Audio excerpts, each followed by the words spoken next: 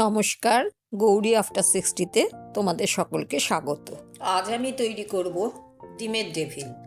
তার জন্য আমি নিয়েছি আলু সেদ্ধ করে, আর নিয়েছি সেদ্ধ ডিম।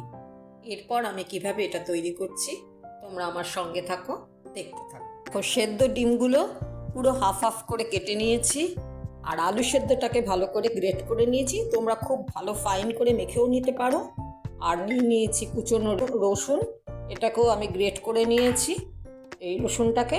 আর নিয়েছি কুচনো পেঁয়াজ, এখানে দুটো মাঝারি সাইজের কুচনো পেঁয়াজ নিয়েছি, আর এখানে প্রায় 7-8 কোয়া মতন রসুন গ্রেট করে নিয়েছি। এরপর তোমরা আমার সাথে থাকো, দেখতে থাকো। কড়াইয়ে তেল গরম হয়ে গেছে, এবার প্রথমেই দিয়ে দিলাম এই গ্রেটেড রসুন। এটা একটু ভাজা হওয়ার পর এরপর দিয়ে দিলাম এই কুচনো পেঁয়াজ। এটাকে আমি ভালো করে একটু ভেজে নিচ্ছি, যতটা আমার দরকার। একদম লাল লাল কিন্তু ভাজবো না, খালি সামান্য একটু ভেজে নেব। পেঁয়াজ দেখো বেশ খানিকটা ভাজা হয়ে গেছে। এবার আমি দিয়ে দিচ্ছি পরিমাণ মতন নুন। দিয়ে দিলাম পরিমাণ মতন নুন, আর দিয়ে দিলাম হলুদ। এবার আমি এটাকে ভালো করে মিশিয়ে নিচ্ছি। পর দিয়ে দিলাম ধনে গুঁড়ো, দিয়ে দিলাম জিরের গুঁড়ো। দুটোই প্রায় 1 টিস্পুন করে কিন্তু দিলাম। এখন আমি ছোট মেয়ের কাছে আছি, এখানেই বানাচ্ছি ডিমের ডেভিলটা। ব্যাস এটা একটুখানি কষিয়ে নেওয়ার পর এবার আমি দিয়ে দিলাম এই যে আমার গ্রেটেড আলুটা। এই যে তোমরা হাতেও স্ম্যাশ করে নিতে পারো, যার যেটা সুবিধে সে সেরকম করবে। এবারে আমি এটাকে ভালো করে মেশাবো। দেখো এইভাবে পুরো সেদ্ধ আলুটাকে এই মশলার সাথে পুরোটাই মিশিয়েও যেভাবে নিচ্ছি, আবার এভাবে কিন্তু আমি কষতেও থাকবো, সমানে নাড়াচাড়া করে কষতে থাকবো। এভাবেই আমি এটাকে রেডি করছি।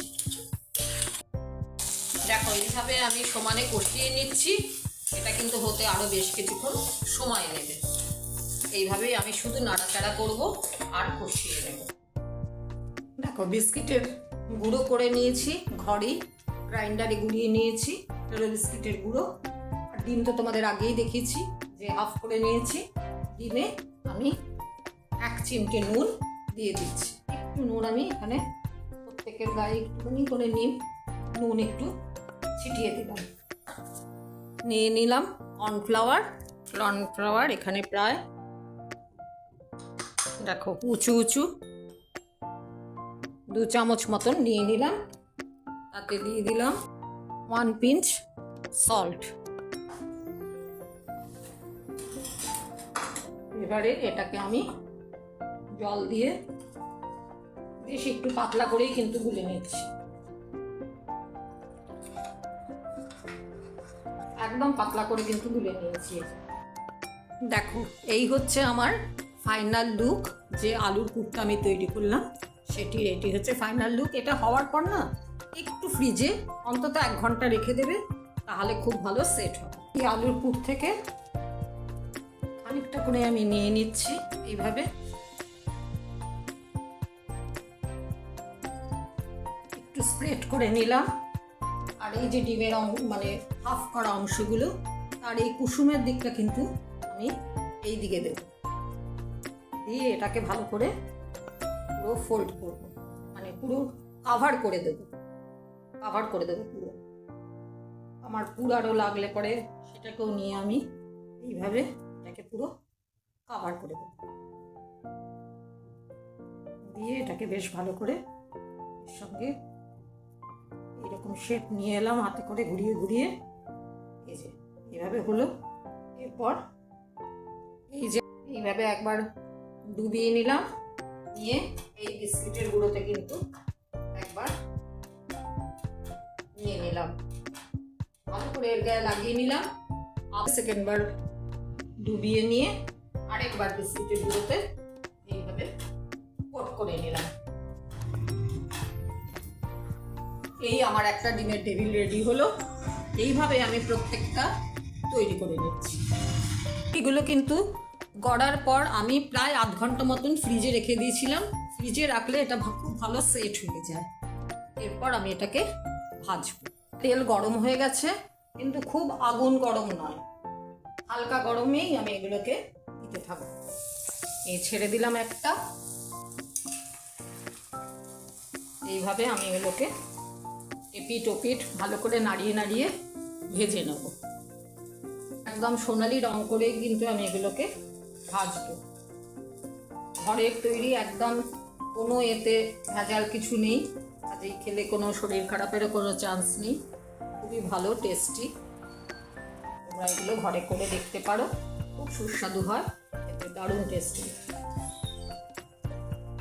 তোমরা বিকেলে চায়ের সাথে, অফিস সাথে এগুলো খেতেই পারো, বা বন্ধু বান্ধব এলে নিজের হাতে তৈরি করে দেওয়ারটা একটা মজা আলাদা। কাজেই সেইভাবেও তোমরা কিন্তু এটাকে রিলেটিভস বা কোনো বন্ধু বান্ধব যদি আসে তাদেরকে করে এটা খাওয়াতে পারো। এটাকে আমি এই ঢিমে আছেই কিন্তু ধীরে ধীরে ভেজে নেব। এবারে দেখো আঁচ একটু বাড়িয়ে দিলাম, অনেকক্ষণ ঢিমে আছে করলাম। এবারে আঁচ একটু বাড়িয়ে দিয়ে, ফ্লেমটাকে একটু বাড়িয়ে দেওয়ার পর এবার এটাকে ভেজে নিচ্ছি। সোনালি হয়ে গেছে, এবার আমি এটাকে তুলে নিলাম। সোনালি পুরো হয়ে গেছে। এইভাবেই প্রত্যেকটা আমি ভেজে নিচ্ছি। ডিমের টেবিল আমার রেডি একদম। এগুলো এবারে খাওয়ার জন্য পুরো তৈরি। তোমরা বাড়িতে করে দেখো, বন্ধুরা এলে করে সারপ্রাইজ দিতে পারো, নিজের হাতের তৈরি জিনিস তো। তোমরা আমার সাথে থেকো, আর লাইক, কমেন্ট, সাবস্ক্রাইব করে আমার পাশে থেকো। জানিও তোমাদের